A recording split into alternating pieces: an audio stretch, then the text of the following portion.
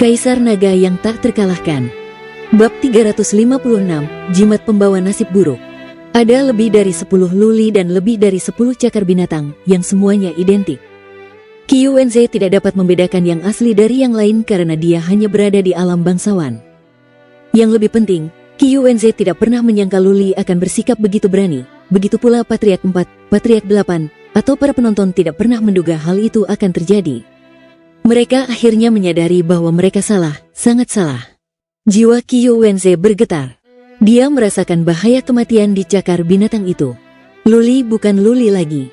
Dia telah berubah menjadi binatang buas yang mengerikan. Qiu Wenze berada di tahap akhir alam penguasa mulia yang masih berguna. Dia bereaksi cepat. Dia segera mengeluarkan perisai untuk melindungi tubuh dan kepalanya dari cakar binatang buas. Ledakan. Begitu perisai itu ditarik keluar, perisai itu langsung dihancurkan oleh luli. Cakar binatang buasnya menembus perisai itu dan mencengkeram leher Qiu Wenze. Berani sekali kau. Patriark 4 dan Patriark 8 akhirnya sadar. Awalnya mereka teralihkan oleh Yu Huashen dan terkejut oleh klon luli. Meski begitu, mereka berdua berada di alam berdaulat manusia. Jika luli benar-benar bisa membunuh seseorang tepat di bawah hidung mereka, mereka akan menyia-nyiakan tahun-tahun itu di bumi. Seberkas cahaya putih menyinari Patriark 4 dan Patriark 8, kemudian dua medan penahanan putih muncul dan menyelimuti ruang di aula Patriark. Medan penahanan hanya dimiliki oleh para prajurit alam berdaulat manusia. Ruang di dalam medan penahanan akan dibekukan dan siapapun yang berada di bawah alam berdaulat manusia tidak dapat bergerak. Cakar binatang luli sudah berada di leher Qiu Wenze, tetapi luli tidak bisa bergerak lagi. Qiu Wenze hampir jatuh ke tanah saat darah mengucur dari lehernya. Qiu Wenze tahu betul bahwa jika kedua leluhur itu lebih lambat, dia akan terinjak sampai mati.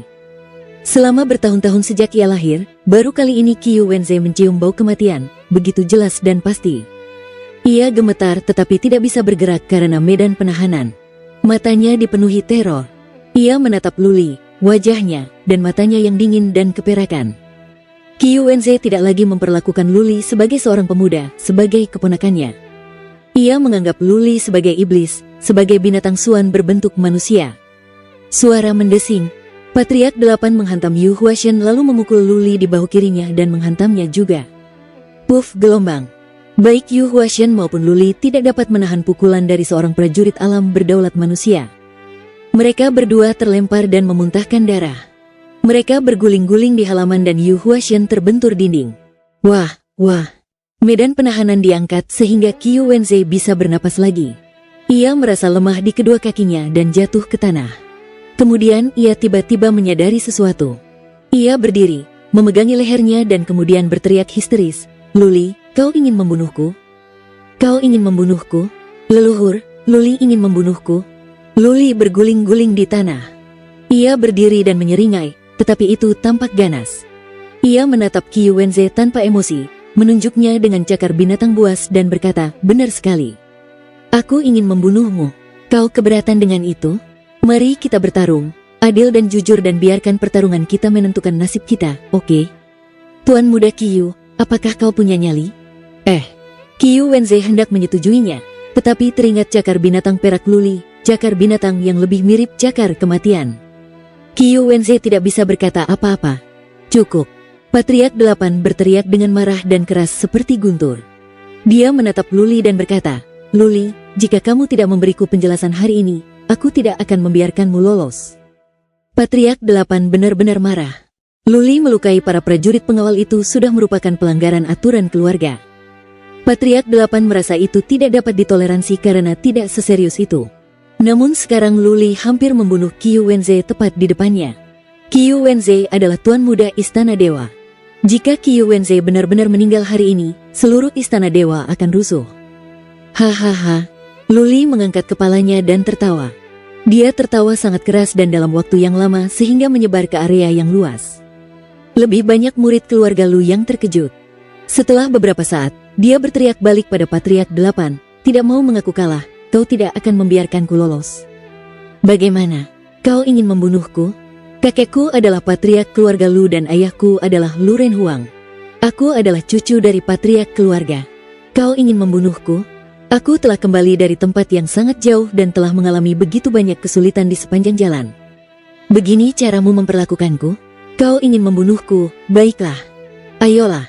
Jika aku berkedip sekali saja, aku akan menyia-nyiakan hidupku di bumi.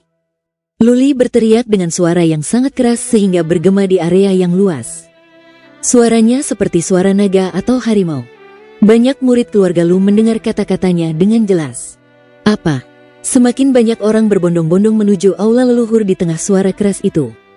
Kata-kata Luli begitu mengejutkan. Dia mengatakan di depan umum bahwa dia adalah cucu dari leluhur keluarga dan bahwa leluhur 8 ingin membunuhnya. Wus, wus, wus gelombang. Lebih banyak orang terbang mendekat. Patriark kedua Lu Fenhuo dan semua patriark lainnya terkejut. Mereka datang begitu cepat seperti anak panah tajam menembus udara. Seluruh gunung mistik armor diliputi sensasi yang luar biasa. Berita itu menyebar dengan kecepatan yang mengerikan. Semakin banyak orang bergegas ke aula patriark. Apa yang sedang kamu lakukan? Lu Fenhuo dan para leluhur lainnya terbang turun. Mereka melihat Luli sedang berdebat dengan leluhur 8 seperti seekor singa kecil dan mereka saling menatap. Bibir Yu Huashen dan Luli berlumuran darah. Ada juga darah di leher Qiu Wenze. Dinding aula leluhur berlubang karena Yu Huashen mendarat di atasnya. Melihat Lu Fenhuo datang, Qiu Wenze mulai menuduh Luli, ketua kedua, Luli ingin membunuhku. Dia hampir membunuhku, membunuhmu. Lu Fenhuo dan Lu Liantian saling berpandangan. Luli, sang pendekar di alam kolam jiwa, hampir membunuh Qiu Wenze yang berada di tahap akhir alam penguasa bangsawan. Apakah mereka mendengarnya dengan benar? Patriark 4 merasakan bahwa situasi semakin tidak terkendali. Ia mencoba menenangkan semua orang dengan berkata, Luli, mengapa kau berteriak seperti ini? Kau tidak mengatakan apapun sebelum bertindak. Apakah kau menganggap kami sebagai atasanmu lagi? Mari kita bicarakan ini. Kami akan membuat keputusan. Tidak ada yang perlu dikatakan. Luli keras kepala. Dia berteriak dengan suara berat. Aku ingin melihat kakekku. Pergi dan minta kakekku untuk keluar. Aku yakin kakekku akan membunuh bajingan ini juga. Diam. Lu Fenhuo tampaknya telah menebak apa yang sedang terjadi setelah meliriknya beberapa kali. Dia berteriak dingin. Luli, aku sudah memberitahumu bahwa patriark keluarga sedang berkultivasi secara tertutup dan tidak seorang pun dapat melihatnya kecuali dia keluar sendiri. Beraninya kau membuat keributan di aula patriark? Beraninya kau membantah para patriark? Kau menentang aturan keluarga. Seseorang datang dan masukkan Luli ke penjara. Aula patriark akan memutuskan hukumanmu. Yu Huashen terkejut. Sudah ada beberapa regu prajurit yang datang. Luli mungkin masih hidup meskipun dia dijebloskan ke penjara, tetapi sulit untuk mengatakannya. Aku tantang kamu. Luli melirik para prajurit dengan dingin. Mereka takut untuk melanjutkan perjalanan. Kemudian Luli mengulurkan tangannya, menarik napas dalam-dalam dan berteriak ke arah danau. Aku, Luli, mohon kepada Patriark Agung untuk datang dan memberiku keadilan. Jika keluarga Lu tidak memberiku jawaban, maka mulai hari ini, aku tidak akan lagi menjadi murid keluarga Lu. Luli menggunakan skill raungan naga yang sudah lama tidak digunakannya. Raungan naga itu sekeras guntur. Ruang bergetar. Bahkan mungkin semua orang di Mystic Armor City mendengarnya. Ada beberapa murid keluarga Lu di luar aula leluhur yang bukan dari alam tinggi. Gendang telinga mereka berdarah dan mereka memeluk kepala mereka dan berguling-guling di tanah. Wus, wus, wus, gelombang ekspresi para leluhur itu berubah. Mereka mengira Luli sama sekali berbeda dengan Lu Renhuang dalam hal sifat. Mereka mengira Lu Renhuang keras kepala dan Luli lebih lembut. Namun, pemuda ini bahkan lebih gila dari Lu Renhuang. Ketika Luli berusaha keras, dia tidak akan peduli dengan hal lain. Dia lebih seperti jimat pembawa sial yang jahat. Bab 357, Pengasingan ke Pulau Pertanda. Kata-kata Luli sampai ke telinga semua orang di kota. Seluruh kota Mystic Armor menjadi riuh. Lebih banyak prajurit terbang menuju aula leluhur. Mereka adalah para leluhur klan eksternal keluarga Lu. Karena mereka bukan murid keluarga Lu, mereka tidak memiliki hak untuk tinggal di Gunung Mystic Armor. Skill raungan naga Luli begitu kuat sehingga kata-katanya masih bergema di kota. Untungnya, banyak warga sipil biasa juga mendapat informasi yang cukup. Di sisi lain, orang-orang biasa di beberapa daerah akan ketakutan. Lu Fenhuo sangat marah. Ia mengeluarkan ki dan energi yang mengerikan yang menahan Yu Huashen dan Luli. Lu Fenhuo menatap para prajurit pengawal dengan marah dan berteriak, "Apa yang kalian lihat? Tangkap mereka dan masukkan mereka ke dalam penjara." Sekelompok prajurit datang. Dua dari mereka memegang rantai merah tua di tangan mereka. Mereka mengikat Luli dan Yu Huaxian. Rantai merah tua itu tampaknya memiliki semacam kekuatan magis. Ketika Luli diikat, dia tidak bisa lagi menggunakan energi suannya. Hal yang sama berlaku untuk Yu Huaxian. Danau itu tenang. Patriark Agung tidak keluar. Luli kecewa dan menjadi semakin marah. Hari ini, dia membuat keributan besar di Mystic Armor Mountain. Itu impulsif, tetapi dia tidak kehilangan akal sehatnya. Dia punya alasan. Dia tidak bertindak tanpa tujuan dalam pikirannya. Dia ingin mencari keadilan untuk Lu Feixue. Suami Lu Feixue adalah Tuan Muda Istana Dewa, yang merupakan salah satu pasukan tingkat 7 di bawah kendali keluarga Lu. Karena Lu Feixue sudah menikah, dia bukan lagi urusan keluarga Lu. Para leluhur tidak akan menyentuh Qi Wenzhei demi Lu Feixue karena kepentingan keluarga lebih penting daripada yang lain. Oleh karena itu, Luli harus membuat keributan besar. Dia ingin membuat Patriark Agung khawatir. Jika dia bisa mengeluarkan kakeknya, itu akan sempurna. Sayang sekali, sepertinya kakeknya tidak mau keluar. Bahkan Patriark Agung pun tidak bereaksi. Patriark Agung pasti mendengar teriakannya. Apakah itu berarti bahwa Patriark Agung tidak ingin mengkhawatirkannya? Atau apakah Patriark Agung sebenarnya berada di pihak yang sama dengan Lu Fenghuo? Qi Wenzhei dipermalukan hari ini. Dia berkata dengan suara dingin setelah Luli diikat, "Para leluhur, Luli hampir membunuhku. Aku harap kalian dapat memberikan penjelasan yang memuaskan kepada Istana Dewa. Kalau tidak, bagaimana kita bisa mempercayai keluarga Lu lagi?" Qi Wenzhei telah membuatnya sangat serius. Jika keluarga Lu tidak memberikan penjelasan yang baik, orang-orang di Istana Dewa akan kehilangan kepercayaan mereka pada keluarga Lu. Lu Fenghuo mengangguk dan berkata, "Wenzhei, jangan khawatir. Kami akan menyelidikinya dan memperbaikinya untukmu." "Bagus." Qi Wenzhei menatap Luli dengan dingin dan berkata, "Orang ini sangat kejam. Tangannya adalah cakar binatang buas, dan aku merasakan aura binatang buas suan padanya. Dia bukan manusia maupun binatang buas. Bagaimana mungkin dia adalah putra Lu Renhuang? Kurasa dia adalah iblis. Aku sarankan, bunuh saja dia sekarang." Beberapa patriark ragu-ragu. Luli benar-benar tidak terlihat seperti manusia biasa. Cakar binatang buasnya memiliki sisik perak dan bersinar dalam cahaya perak. Dia memiliki ki di dalam dirinya yang membuatnya terlihat seperti binatang buas berbentuk manusia. Hahaha, Luli tertawa. Semakin dia mengenal Qi Wenzhei, semakin dia merasa jijik dengan Qi Wenzhei. Luli sudah bisa mengetahui banyak hal dari tatapan mata dingin Qi Wenzhei dan penampilannya yang sok seperti seorang pria sejati. Qi Wenzhei adalah binatang buas di wajah manusia. Dia pasti memiliki hati yang bengkok, kalau tidak, dia tidak akan menyiksa Lu Feixue. Membayangkan banyaknya luka cambukan Lu Feixue membuat Luli semakin marah. Dia menyeringai dan berkata, "Qi Wenzhei, Tuan Muda Qi, kau ingin membunuhku? Aku terikat sekarang. Kau tidak punya nyali sekarang, tetapi kau bisa datang dan membunuhku sekarang. Tapi kurasa, kau bahkan tidak cukup berani untuk berada di dekatku." Qi Wenzhei dipenuhi amarah. Dia benar-benar dipermalukan hari ini dan berita itu akan segera menyebar. Mulai hari ini, dia pada dasarnya akan merasa malu kemanapun dia pergi di Central Plains. Qi Wenzhei tidak bisa tetap tenang setelah mendengar kata-kata provokatif Luli. Qi Wenzhei bergerak ke arah Luli, berniat menamparnya. Qi Wenzhei takut untuk bergerak sekarang, tetapi Luli sedang diikat saat itu. Rantai besi berwarna merah tua itu disebut rantai pengikat iblis. Rantai itu dapat mengikat prajurit manapun di bawah alam manusia berdaulat dan membuat energi Suan tidak berguna. Energi Suan adalah fondasi seorang prajurit. Ketika seorang prajurit kehilangan kendali atas energi Suan, ia juga akan kehilangan kemampuan bertarungnya. Qi, Patriark 8 dan Patriark 4 mengerutkan kening. Patriark 4 hendak memperingatkan Qi Wenzhei tetapi dia menelan kata-katanya. Qi Wenzhei tidak mencoba membunuh Luli dan dia hanya ingin menyakiti Luli. Dapat dimengerti bahwa dia ingin melampiaskan amarahnya. Putih kecil. Tepat pada saat itu, Luli berteriak, lalu seekor binatang kecil keluar dari lengan baju Luli dan menggigit rantai besi berwarna merah tua itu. Rantai besi besar itu segera terlepas. Luli dapat menggunakan energi suannya lagi. Dia bergerak dan menghasilkan beberapa klon, lalu dia mengulurkan tangan ke tangan Qi Wenzhei. Gelombang. Tangan Qi Wenzhei sudah dekat dengan Luli dan dia tidak dapat mengetahui di mana Luli yang asli berada di antara lebih dari selusin klon. Cakar binatang Luli mencengkeram lengan Qi Wenzhei dan menghancurkannya dengan kecepatan yang terlihat oleh mata telanjang. Luli terus maju. Dia ingin menghancurkan lengan Qiu Wenze dan kemudian membunuhnya. Apa? Setiap kepala keluarga ketakutan. Mereka semua melepaskan medan penahanan mereka hampir bersamaan.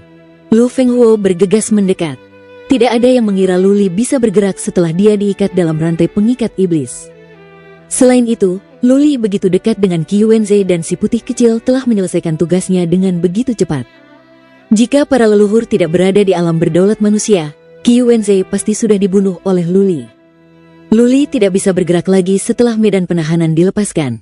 Dia hanya mampu menghancurkan lengan Qiu Wenze.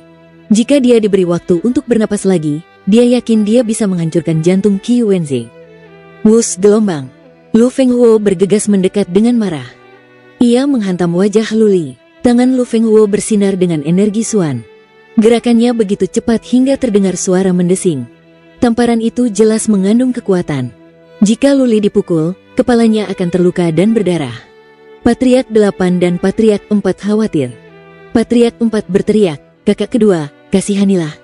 Mendengar perkataan Patriark 4, Lu Fenghuo terdiam sejenak. Ia mengurangi kekuatannya namun ia tetap menamparkan wajah Luli. Ledakan.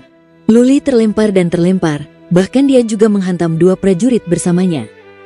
Dia berguling-guling di tanah cukup lama, dan akhirnya, dia menghantam dinding di aula leluhur. Ledakan. Lubang lain muncul di dinding yang membuat penonton di luar ketakutan. Banyak orang melihat Luli dengan wajah berlumuran darah. Kemudian mereka melihat Qiu Wenze melalui lubang yang berteriak dengan sedih. Semua penonton terkejut dan mulut mereka berkedut. Betapa kejamnya pemuda ini. Awalnya dia hampir membunuh Qiu Wenze.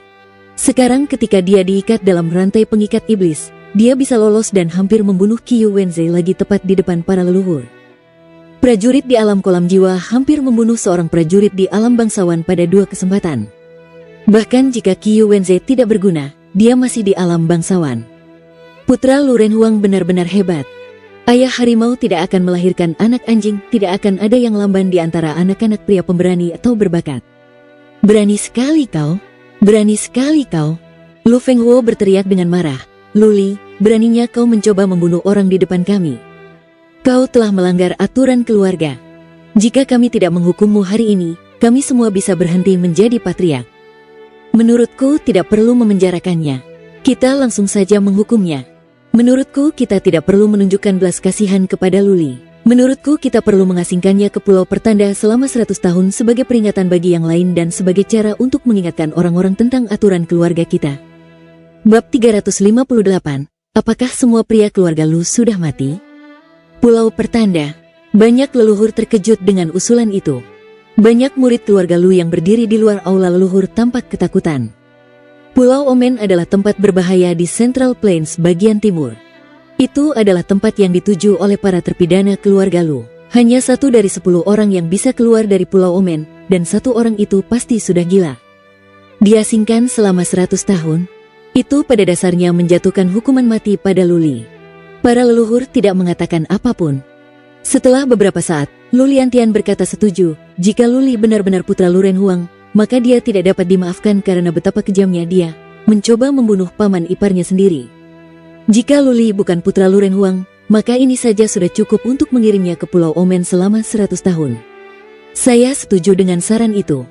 Patriark 8 melirik Luli, menyesali bahwa Luli tidak dapat memenuhi harapannya. Dia berkata, Luli, apakah ada hal lain yang ingin kau katakan? Luli telah bertindak seperti orang dewasa sampai hari ini.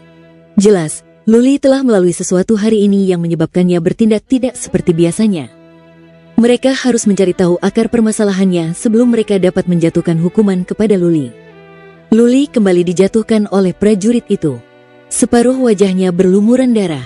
Ia dipaksa berlutut di tanah. Ia mengangkat kepalanya setelah mendengar kata-kata Patriark 8. Ia melihat Lu Fenghuo dan Lu Liantian melalui lubang di dinding. Luli menyeringai lagi dan berkata, Patriark kedua, Patriark ketiga, kupikir kalian adalah pamanku jika aku benar. Mengapa kalian begitu ingin melihat keponakanmu mati? Mengapa kalian membantu bajingan ini alih-alih membantu salah satu keluargamu sendiri? Apakah kalian tidak takut bahwa pengikut keluarga Lu akan kehilangan kepercayaan mereka? Sebelum Lu Fenghuo dan Lu Liantian sempat mengatakan apapun, Luli menoleh ke Patriark 8 dan berkata, Patriark 8, apa yang ingin kau katakan padaku? Mengapa aku ingin membunuh Qiu Wenze? Apakah kau pikir aku seperti anjing gila yang akan berkeliaran dan menggigit orang? Jika bukan karena kalian para leluhur tidak melakukan apa-apa, mengapa aku, seorang pejuang di alam kolam jiwa, bersikap seperti ini? Bibiku penuh luka karena bajingan ini dan dia menyiksanya. Bisakah kau berkata jujur bahwa kau tidak tahu apa-apa? Seorang wanita dari keluarga Lu diganggu oleh orang lain dari keluarga lain. Apakah semua pria di keluarga Lu sudah mati? Kakekku berkultivasi secara tertutup. Ayahku sedang pergi. Jadi, tidak ada di antara kalian yang peduli pada bibiku? Baiklah, kalau begitu, aku akan membelanya. Selama aku bisa bertahan hidup, aku pasti akan membunuh Qiu Wenze. Kata-kata merdu Luli membuat orang berpikir. Wajah Luli masih meneteskan darah. Mata peraknya terpaku pada Qiu Wenze. Luli seperti binatang buas yang terbelenggu, berusaha melepaskan diri untuk membunuh musuhnya. Para prajurit terdiam. Mereka mengurangi kekuatan mereka saat menahan Luli. Murid-murid keluarga Lu di dekatnya juga terdiam. Banyak dari mereka yang melotot ke arah Qiu Wenze. Para leluhur tidak mengatakan apa-apa. Lu Fenghuo dan Lu Liantian mencoba mengatakan sesuatu, tetapi mereka memaksakan kata-kata mereka. Keheningan total. Suasana begitu sunyi sehingga suara jarum yang mengenai tanah dapat terdengar. Apakah semua laki-laki dari keluarga Lu sudah mati? Kata-kata tajam Luli menyakiti semua orang. Banyak kepala keluarga merasa wajah mereka terbakar. Sebagai salah satu dari 12 keluarga kerajaan, keluarga Lu memiliki harga diri. Keluarga Lu adalah salah satu keluarga di puncak dataran tengah. Putri kepala keluarga diganggu oleh orang luar, dan dia perlu dibela oleh seorang pemuda yang baru saja kembali ke keluarga Lu. Bagaimana perasaan para kepala keluarga saat itu? Ada banyak tuan muda dan nona muda berdiri di luar aula leluhur. Mereka mengepalkan tangan karena marah. Keluarga Lu mungkin telah disegel selama 10 tahun, tetapi keberanian para pengikut keluarga Lu tidak disegel. Banyak tuan muda memancarkan niat membunuh. Mereka semua menatap Qiu Wenze. Perkataan Luli telah membangkitkan keberanian mereka. Mereka memberitahu Luli secara diam-diam bahwa ada laki-laki yang tinggal di keluarga Lu dan bahwa laki-laki di keluarga Lu masih berani dan heroik. Qiu Wenze berteriak kesakitan. Ia dirawat oleh seorang patriark, tetapi ia tetap tidak dapat menahan rasa sakitnya. Ia tiba-tiba merasakan ada yang tidak beres dengan suasana tersebut. Ia merendahkan suaranya. Ia menjadi takut ketika ia mendeteksi niat membunuh pada banyak pengikut keluarga Lu dan banyak prajurit pengawal. Dia berkata dengan tergesa-gesa, omong kosong, omong kosong. Buat apa aku menindas Fei Xue? Aku tidak melakukannya. Pasti ada beberapa kesalahan. Aku mabuk tadi malam. Aku tidak ingat apapun. Hah, Qiu Wenze panik. Kata-katanya, mabuk, membuat niat membunuh di banyak prajurit semakin kuat. Betapapun bodohnya Qiu Wenze, pada dasarnya dia mengakui bahwa dia telah menyiksa Lu Feixue. Melihat bahwa semuanya berjalan ke arah yang salah, Lu Fenghuo melambaikan tangannya dan berkata, baiklah, Luli, bagaimanapun juga, kaulah yang salah. Pertengkaran antara Qiu Wenze dan Lu Feixue adalah masalah rumah tangga mereka. Kau seharusnya tidak menyakiti Qiu Wenze bahkan jika kau mengkhawatirkan bibimu dan kau mencoba membunuhnya 2 kali tepat di depan kami. Apa gunanya peraturan keluarga Lu jika kami tidak menghukummu? Di mana otoritas aula leluhur? Kata-kata Lu Fenghuo membuat tempat itu kembali sunyi. Tak seorang pun dari para leluhur yang mendukungnya. Tak seorang pun dari mereka yang mengatakan sesuatu yang tidak setuju. Sudah ada lebih dari 1000 orang di luar. Mereka semua menundukkan kepala dan berdiri dalam diam. Lu Liantian jelas berada di pihak yang sama dengan Lu Fenghuo. Mendeteksi kecanggungan itu, ia menambahkan, jika demikian, mari kita lakukan pemungutan suara. Bagaimana menurut kalian, para leluhur? Patriark Tenlu Tianhe juga berada di pihak yang sama dengan Patriark kedua dan Patriark ketiga. Dia menggertakkan giginya dan berkata, saya setuju. 3 dari 9 leluhur menyetujui saran untuk mengasingkan Luli. Jika 2 leluhur lainnya menyetujui tawaran tersebut, Luli pasti akan dikirim ke Pulau Pertanda. Begitu aula leluhur membuat keputusan, tidak ada jalan untuk kembali. Seorang pemuda yang seumuran dengan Luli tiba-tiba mengambil keputusan. Ia berlutut dan berteriak, Luli baru saja kembali ke keluarga. Ia tidak paham dengan aturan keluarga kita. Tolong kasihanilah. Pria itu mengenakan jubah indah dengan sikap berwibawa. Dia masih muda, tetapi dia telah mencapai puncak alam abadi. Jelas, dia adalah salah satu tuan muda dengan status tinggi di keluarga Lu. Teriakannya memberi semangat pada banyak tuan muda yang semuanya berlutut dan berteriak, "Tolong tunjukkan belas kasihan." Wus, wus, wus, gelombang banyak lagi yang berlutut. Bahkan beberapa wanita muda juga berlutut dan berteriak bersama tuan muda. Para wanita muda itu tahu bahwa Luli sedang mencoba membela wanita lain di keluarga Lu. Jika mereka tidak menunjukkan dukungan, siapa yang akan membela mereka di masa depan jika mereka diganggu? Ada lebih dari 1.000 orang berdiri di luar, separuhnya adalah murid-murid muda. Separuh dari murid-murid muda itu berlutut sambil berteriak-teriak dengan penuh emosi. Lu Fenghuo sangat marah. Dia menatap tuan muda di garis depan dan memarahinya. "Lulin, apa yang menurutmu sedang kau lakukan? Pergilah." Tuan muda berjubah indah itu mengangkat kepalanya, menatap mata Lu Fenghuo dengan keras kepala dan berkata, "Paman kedua, orang-orang di keluarga Lu masih hidup. Jika kamu ingin menghukum Luli, maka aku akan menerima hukuman yang sama." Perkataan Lulin membuat tuan muda lainnya semakin emosional. Mereka semua berteriak, "Kami bersedia menerima hukuman yang sama seperti Luli." "Berani sekali kau. Hancurkan mereka semua." Lu Fenghuo sangat marah. Ia melihat ke arah para prajurit pengawal, tetapi tidak ada satupun yang bergerak. Seorang pemimpin mengambil keputusan. Ia berlutut dan berkata, "Kami mohon aula leluhur untuk memaafkan Luli. Kami mohon pada aula leluhur untuk memaafkan Luli." Lebih banyak prajurit pengawal berlutut bersama sang pemimpin. Petik 2. Tak seorang pun dari para leluhur itu tahu bagaimana harus bereaksi. Mereka tercengang. Mereka tak dapat mengucapkan sepatah kata pun. Situasinya semakin tak terkendali. Semua prajurit yang menahan Luli berlutut. Luli bebas. Dia berbalik dan melihat mereka yang berlutut. Jumlah mereka sangat banyak. Dia menyeringai. Seperti inilah keluarga Lu di benaknya. Inilah keluarga Lu yang memenuhi syarat sebagai salah satu dari 12 keluarga kerajaan. Keluarga Lu tidak hanya perlu mengandalkan garis keturunan King Kong untuk berdiri di puncak dataran tengah. Wus, gelombang. Dengan suara sedikit, seorang lelaki tua berjubah hitam dan berambut putih serta beralis muncul entah dari mana dan berdiri di halaman aula leluhur. Rambut dan alisnya menyentuh tanah. Tatapan matanya dalam seolah-olah ada dunia lain di sana. Paman buyut kelima, Lu Fenghuo segera membungkuk. Para leluhur lainnya membungkuk dan berkata, "Patriark Agung." Ketika mereka melihat lelaki tua itu, semua orang di luar berlutut dan berseru, "Salam, Patriark Agung." Akhirnya, Patriark Agung datang. Bab 359, Hidup. Patriark Agung tidak menunjukkan emosi apapun. Dia menatap Qi Wenze, lalu Lu Fenghuo dan yang lainnya. Akhirnya, dia menatap Luli dengan penuh arti dengan perasaan campur aduk. Patriark Agung menoleh ke arah Luling dan yang lainnya yang berlutut. Ia melambaikan tangannya dan berkata, "Pergi. Aku akan mengurus semuanya." Lulin dan yang lainnya menatap Patriark Agung tetapi tidak berkata apa-apa. Mereka pun pergi. Patriark Agung memiliki otoritas yang begitu besar dalam keluarga sehingga tidak ada seorang pun yang berani melakukan sesuatu yang bertentangan dengan keinginannya. Semua prajurit pengawal dan penonton pergi. Hanya ada Luli dan para leluhur di aula leluhur dan Yu Huashen serta Qi Wenze. Patriark Agung memandang Qi Wenze dan berkata, "Tianming, bawa Qi Wenze kembali ke istana dewa. Beritahu Qi Wancheng bahwa pernikahan antara Fei Xue dan Qi Wenze dibatalkan. Katakan padanya untuk mendisiplinkan putranya." "Apa?" Lu Fenghuo tertegun. Ia hendak mengatakan sesuatu ketika Patriark Agung melambaikan tangannya dan berkata, "Aku sudah memutuskan. Lakukan apa yang kukatakan." Patriark 5, Lu Tianming, mengangguk.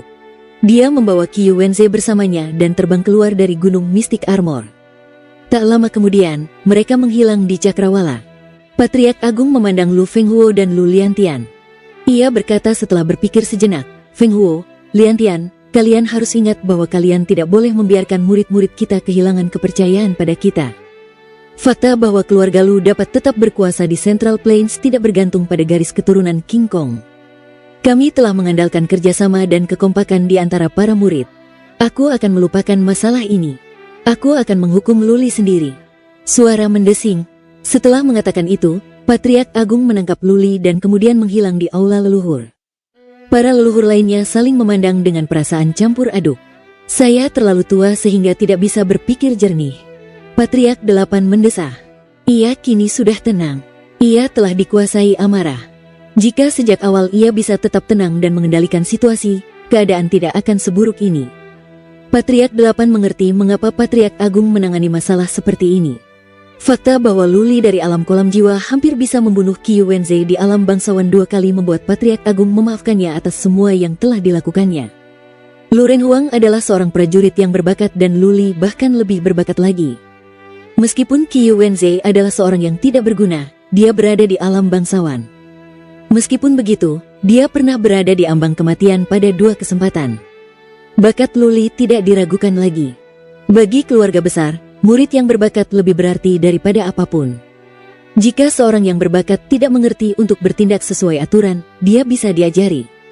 Dapat dimengerti juga bahwa orang muda bisa menjadi sombong, tetapi tidak semua orang bisa memiliki bakat. Luli dicengkeram oleh Patriark Agung. Dia merasa bahwa dia berdiri di luar benteng di atas air dalam sekejap. Patriark Agung melambaikan tangannya dan pintu terbuka tanpa suara. Dia mempersilakan Luli masuk. Tidak seanggun yang dibayangkan Luli. Sebaliknya, bagian dalamnya agak kasar. Ada aula dengan meja persegi dan tekode panas. Patriark Agung menurunkan Luli di aula. Ia langsung berjalan ke bantal di belakang meja dan duduk dengan kaki disilangkan. Ia menuang secangkir teh hangat untuk dirinya sendiri sebelum berkata kepada Luli, "Obati lukamu sekarang. Kau persis seperti ayahmu, sangat pemarah." Luli tidak berkata apa-apa. Dia mengeluarkan handuk untuk membersihkan noda darahnya dan melepaskan skill cakar darahnya. Dia berganti ke jubah bersih, mengambil pil penyembuh dan menyembunyikan Little White di lengan bajunya. Setelah selesai, dia duduk berhadapan dengan Patriark Agung dan menuangkan secangkir teh untuk membersihkan mulutnya. Kemudian dia minum lebih banyak teh tanpa melihat Patriark Agung. Haha. Patriark Agung sangat senang dengan tindakan Luli. Dia menyipitkan matanya dan berkata kepada Luli, "Jadi, apakah kamu marah padaku? Bocah, apakah kamu tidak tahu cara menghormati orang yang lebih tua? Bahkan kakekmu perlu memanggilku paman kelima." Luli melirik Patriark Agung dan menjawab, "Kamu sendiri bukan orang baik. Kamu baru keluar setelah aku membuat keributan besar. Apakah kamu tidak tahu apa-apa tentang bibiku?" Hahaha. Alih-alih marah, Patriark Agung malah tertawa, menggelengkan kepalanya dan berkata, "Kamu punya kesan yang salah tentangku. Aku tidak pernah mempermasalahkan hal-hal sepele di keluarga selama bertahun-tahun. Sebuah keributan besar? Bahkan jika kamu membunuh Qiu Wenze, itu tetap tidak akan menjadi keributan besar bagiku. Aku tidak peduli apakah kamu telah membuat keributan besar atau orang lain telah melakukannya." Luli mempercayai perkataannya. Orang tua ini sangat kuat sehingga kepunahan seluruh istana dewa tidak akan dianggap sebagai masalah serius. Sekarang setelah lelaki tua itu keluar dan mengatakan di depan umum bahwa pernikahan antara Lu Feixue dan Qiu Wenze dibatalkan, Luli tidak semarah sebelumnya. Dia menyesap tehnya, mengangguk dan berkata, "Baiklah, aku akan pergi. Patriark Agung, aku ingin tahu, di mana kakekku berada dan apakah dia masih hidup atau tidak?" Ekspresi Patriark Agung menjadi suram. Dia menundukkan kepalanya dan menjawab setelah beberapa saat, "Aku tidak bisa memberitahumu tentang kakekmu karena kamu belum cukup kuat. Saat kamu mencapai alam manusia berdaulat, kamu akan memiliki hak untuk mengetahuinya. Namun, aku dapat memberitahumu satu hal, kakekmu masih hidup." "Oke, bagus." Luli menghela napas. Selama kakeknya masih hidup, mereka bisa bertemu suatu hari nanti. Luli tidak menindaklanjuti masalah ini. Patriark Agung bertanya, "Nak, kenapa kamu tidak membangkitkan garis keturunan King Kong? Bagaimana kamu mendapatkan cakar binatang ini?" Rasanya seperti keterampilan garis keturunan. Bagaimana dengan binatang buasmu? Binatang kecil itu peringkat berapa?" Orang tua ini sangat berpengetahuan. Luli berseru pada dirinya sendiri, tetapi dia tidak mengatakan yang sebenarnya kepada Patriark Agung. Patriark ke-8 menyebutkan bahwa Patriark Agung setia kepada keluarga dan kakeknya. Tetapi Luli sudah kesal pada Patriark ke-8 atas perilakunya. Dia tidak bisa meyakinkan dirinya sendiri untuk mempercayai Patriark Agung ini sekarang. Luli menceritakan kisah yang dibuat-buat. "Aku tidak tahu mengapa aku tidak bisa membangkitkan garis keturunan King Kong. Aku pergi ke kuil dan gagal. Mengenai cakar binatang dan raungan, itu adalah beberapa keterampilan rahasia yang kudapat dari situs bersejarah. Kurasa itu keterampilan yang tidak seberapa bagimu, tidak layak disebut. Bagaimana dengan keterampilan cloning?" Patriark Agung bertanya sambil tersenyum. "Apakah itu juga lemah? Bagaimana mungkin aku berpikir ada makna mendalam di dalamnya?" Luli tidak berusaha menyembunyikannya. Dia menjawab dengan jujur, "Ada makna mendalam di dalamnya. Itu adalah makna mendalam bayangan cermin. Aku mempelajarinya secara tidak sengaja. Secara tidak sengaja. Bahkan Patriark Agung pun terdiam kali ini. Ia tidak bertanya lebih banyak karena Luli tidak mau bicara. Ia menatap Luli sebentar dan berseru, "Nak, kau sangat beruntung. Sayang sekali kau tidak membangkitkan garis keturunan King Kong." Patriark Agung bertanya lagi setelah jeda, "Di mana ayahmu? Kamu benar-benar tidak tahu?" Luli tidak akan mengatakan yang sebenarnya sekarang karena dia sudah menyembunyikan beberapa informasi. Dia menjawab dengan sebuah pertanyaan, "Jika aku tahu di mana ayahku berada, mengapa aku harus kembali sendiri? Aku hampir mati dalam perjalanan. Selain itu, adikku dibawa ke dataran Cian. Apakah menurutmu kita akan sangat menderita jika ayah kita bersama kita? Aku hanya berada di alam kolam jiwa sekarang." Mendesah. Patriark Agung menghela napas, menggelengkan kepalanya dan berkata, "Kau benar-benar memiliki temperamen yang sama seperti ayahmu.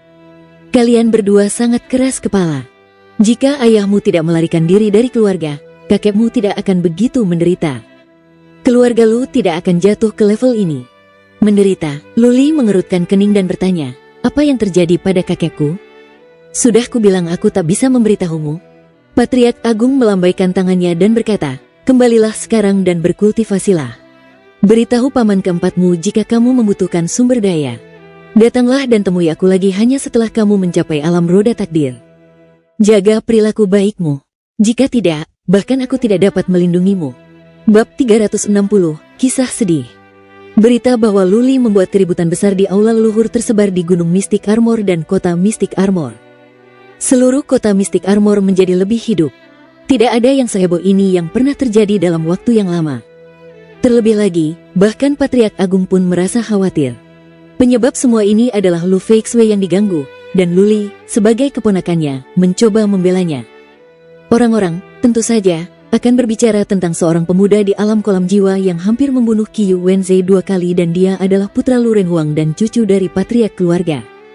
Banyak orang yang tidak mengetahui identitas Luli. Namun setelah itu, semua orang mengetahuinya. Banyak yang yakin bahwa Luli adalah putra Lu Renhuang. Jika tidak, mengapa Luli berusaha membela Lu Feixue? Mengapa Patriark Agung meminta Patriark keempat untuk memulangkan Qiyu Wenze dan bahkan membatalkan pernikahan? Pembatalan pernikahan merupakan aib bagi Istana Dewa. Qiyu Wancheng, penguasa Istana Dewa, mungkin akan marah. Jika Istana Dewa tidak ingin tetap berada di bawah kendali keluarga Lu lagi, itu akan menjadi berita buruk bagi keluarga Lu. Patriark Agung berkata dia akan menghukum Luli, tetapi begitulah adanya. Luli dikirim kembali ke Paviliun Naga setelah dia menghabiskan beberapa waktu di benteng di tepi danau. Tidak ada pengumuman lebih lanjut. Jelas, Patriark Agung berpihak pada Luli. Masalah ini harus dibiarkan belum terselesaikan. Bagaimanapun, Luli terkenal di Mystic Armor City dan keluarga Lu. Luli, cucu pemberani dari kepala keluarga, menjadi idola bagi banyak tuan muda dan nona muda keluarga Lu. Yu Huashen dibebaskan. Jika Luli tidak dihukum, tidak perlu menghukum Yu Huashen yang hanya budak Luli dan bertindak atas perintah. Menghukum Yu Huashen hanya akan membuat Luli marah lagi. Lu Feixue telah mendengar berita itu sebelum Luli kembali ke Paviliun Naga. Dia hampir menangis sejadi-jadinya. Dia bergegas menghampiri Luli ketika dia kembali dalam keadaan utuh, memeluknya dan menangis lagi. "Tidak apa-apa sekarang, Bibi. Pernikahanmu dengan Qiyu Wenze batal. Selama aku masih hidup, tidak ada yang bisa menindasmu." Luli menepuk punggung Lu Feixue dan menghiburnya. Lu Feixue mengangguk tetapi tidak bisa berkata apa-apa. Luli membawa Lu Feixue masuk dan menghiburnya beberapa saat. Dia bertanya ketika dia sudah tenang mengapa Qiyu Wenze berani menyiksanya. Lu Feixue adalah putri dari kepala keluarga Lu. Bagaimana mungkin Qiyu Wenze, seorang tuan muda dari pasukan yang berafiliasi, begitu berani? Kakek Luli memang telah mengalami beberapa hal yang tidak menyenangkan, tetapi dia masih hidup. Ayah Luli berada di gurun utara tetapi dia akan kembali suatu hari nanti. Lu Feixue memberitahu Luli kebenarannya setelah ragu-ragu sejenak. Luli akhirnya mengerti apa yang telah terjadi beberapa tahun yang lalu. Itu terjadi 20 tahun yang lalu. Lu Renhuang merasa diperlakukan tidak adil oleh kakek Luli dan Lu Renhuang melarikan diri. Saat itu, Lu Feixue masih remaja. Kakek Luli sangat marah sehingga ia langsung berkultivasi secara tertutup. Ia juga memerintahkan agar tidak ada yang pergi mencari Lu Renhuang dan ia harus dibiarkan terkungkung dalam kubangan air liurnya sendiri. Nenek Luli jatuh sakit karena hal ini. Ia meninggal setelah Lu Renhuang menghilang selama 5 tahun. Tidak ada seorang pun yang bisa mendidik Lu Feixue. Ia tumbuh menjadi manja dan suka memberontak. Ia sering membuat masalah. Karena kakek Luli berkultivasi secara tertutup, tidak ada orang lain yang berani mendisiplinkan Lu Feixue. Para leluhur harus membereskan kekacauan yang dibuatnya, dan pada saat yang sama, mereka menjadi semakin kecewa padanya. Kemudian, Lu Feixue jatuh cinta pada seorang tuan muda yang bukan berasal dari Central Plains bagian timur. Ia berasal dari keluarga kecil. Lu Feixue manja dan menjijikan. Ayahnya berkultivasi, ibunya meninggal karena sakit, dan saudara laki-lakinya hilang. Lu Feixue jatuh cinta pada tuan muda itu. Dia akan pergi kemanapun bersamanya. Berita itu menyebabkan sensasi besar di Central Plains bagian timur. Ketika keluarga Lu mengetahui hal ini, tidak ada satupun kepala keluarga yang setuju. Siapakah Lu Feixue? Dia adalah putri dari seorang kepala keluarga dari keluarga kerajaan. Bagaimana mungkin dia menikah dengan tuan muda dari keluarga kecil? Dia bahkan bukan dari Central Plains bagian timur. Keluarga Lu memiliki cukup banyak musuh. Bagaimana jika tuan muda ini adalah seorang mata-mata? Karena itu, tragedi yang sama yang menimpa Jiang Qiling juga menimpa Lu Feixue. Masalah Lu Feixue dilaporkan kepada Lu Zhengyang, kakek Luli. Lu Zhengyang memerintahkan secara langsung agar Lu Feixue dihukum selama 3 tahun dan kemudian menikahi Qi Wenze yang rendah hati. Lu Feixue masih memiliki harapan setelah 3 tahun. Pada hari pernikahannya, dia melarikan diri untuk mencari tuan muda itu. Namun, seluruh keluarga itu hilang. Keluarga Lu telah mengirim seseorang untuk mengancam keluarga kecil itu dan mereka semua pindah ke tempat yang tidak dapat ditemukan siapapun. Lu Feixue dibawa kembali dan dikirim ke Istana Dewa. Dia mengakui kekalahan terhadap takdir, tetapi Qi Wenze telah menjadi bahan tertawaan di Central Plains bagian timur. Dia tidak senang dan merasa dikhianati. Tidak buruk selama beberapa tahun pertama, tetapi kemudian sesuatu terjadi pada Lu Zhengyang. Qi Wenze mulai minum pada saat itu dan dia mulai menyiksa dan menindas Lu Feixue setelah dia mabuk.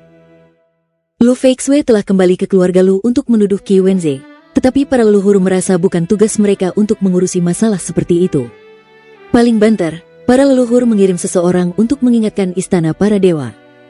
Setiap kali, Qi Wenze akan bersikap baik untuk sementara waktu, tetapi kemudian dia akan melanjutkan tindakannya yang dulu setelah beberapa waktu. Lu Feixue pasrah pada takdir setelah mengalami kejatuhan ayahnya, hilangnya saudara laki-lakinya, kematian ibunya, dan ketidakpedulian para leluhur. Dia setengah mati karena bertahun-tahun disiksa. Dia menjadi penurut. Jika bukan karena pikiran ayahnya, dia pasti sudah bunuh diri. Ini adalah kisah yang menyedihkan. Luli tahu bahwa banyak wanita muda di keluarga tidak memiliki kendali atas pernikahan mereka sendiri. Tidak ada yang benar atau salah. Tentu saja, dalam kasus ini, Luli memilih untuk berpihak pada bibinya dan tidak pada praktik yang biasa. Dia adalah satu-satunya bibinya dan dia tidak akan membiarkan siapapun yang menindasnya pergi. Bibi, sekarang sudah tidak apa-apa. Pernikahanmu sudah batal dan kamu tidak perlu kembali menderita lagi. Tinggallah bersamaku. Aku akan membelamu jika ada orang di keluarga Lu yang berani menyulitkanmu. Luli menghela napas dan menepuk bahu Lu Feixue. Lu Feixue masih ketakutan. Kemudian, Luli memberinya beberapa pil penyembuh. Setelah itu, Luli bertanya, "Bibi, apa yang terjadi pada kakekku?" Lu Feixue telah meminum beberapa pil penyembuh, tetapi dia belum pulih sepenuhnya. Dia menggelengkan kepalanya dan menjawab, "Aku tidak tahu karena tidak ada yang memberitahuku. Hanya para leluhur yang berwenang untuk mengetahuinya. Tetapi, aku pernah mendengar beberapa rumor. Itu sekitar 10 tahun yang lalu. Ayah pergi mencari kakak laki-lakiku di negeri Vodou, tetapi ayahku terluka parah. Ketika dia kembali, dia mulai pulih secara tertutup dan tidak pernah keluar selama 10 tahun. Kota Mystic Armor ditutup sejak saat itu." Terluka parah? Luli mengerutkan kening. Pikirannya dibebani kecemasan saat memikirkan ekspresi Patriark Agung saat berbicara tentang Lu Zhengyang dan penghindaran topik tentang Patriark keluarga. Jadi sepertinya kakeknya benar-benar dalam kondisi serius. Kalau tidak, keluarga Lu tidak akan ditutup. Luli menerima kenyataan bahwa keluarga Lu dan informasi terkaitnya ditutup. Kepala keluarga sedang dalam situasi yang genting, jadi wajar saja jika keluarga itu menggunakan cara yang tidak mencolok. Tidak ada informasi yang bisa bocor. Kalau tidak, musuh mereka akan datang dan membalas dendam. Luli merenungkannya sejenak, lalu tiba-tiba melihat ke arah Mingyu dan Yu Huashen dan berkata, "Lihatlah. Apakah ada orang di dekat sini?" Mingyu dan Yu Huashen segera menutup mata mereka dan memancarkan kekuatan psikis mereka. Kemudian mereka mengangguk untuk memberitahu Luli bahwa semuanya sudah jelas. Luli bertanya, "Bibi, menurutmu siapa yang bisa kupercaya di keluarga ini?" "Maksudku, seseorang yang bisa kupercayai untuk hidupku." "Apakah Patriark Agung bisa dipercaya?" Satu-satunya orang yang dipercaya Luli di keluarga Lu adalah Lu Feixue. Jika dia berkata Patriark Agung baik-baik saja, maka dia akan memberitahu Patriark Agung di mana Lu Renhuang berada. Selama Patriark Agung bergerak, Lu Renhuang dapat diselamatkan dari jurang es. Lu Feixue terkejut. Dia tidak mengerti mengapa Luli menanyakan hal ini. Dia berpikir sejenak, menggelengkan kepalanya dan berkata, "Menurutku, kau tidak bisa mempercayai siapapun, termasuk kedua leluhur agung." "Dua leluhur agung?" Luli bingung. Bukankah hanya ada satu Patriark Agung? Kenapa dia tidak pernah melihat Patriark Agung lainnya dari keluarga Lu? Bersambung.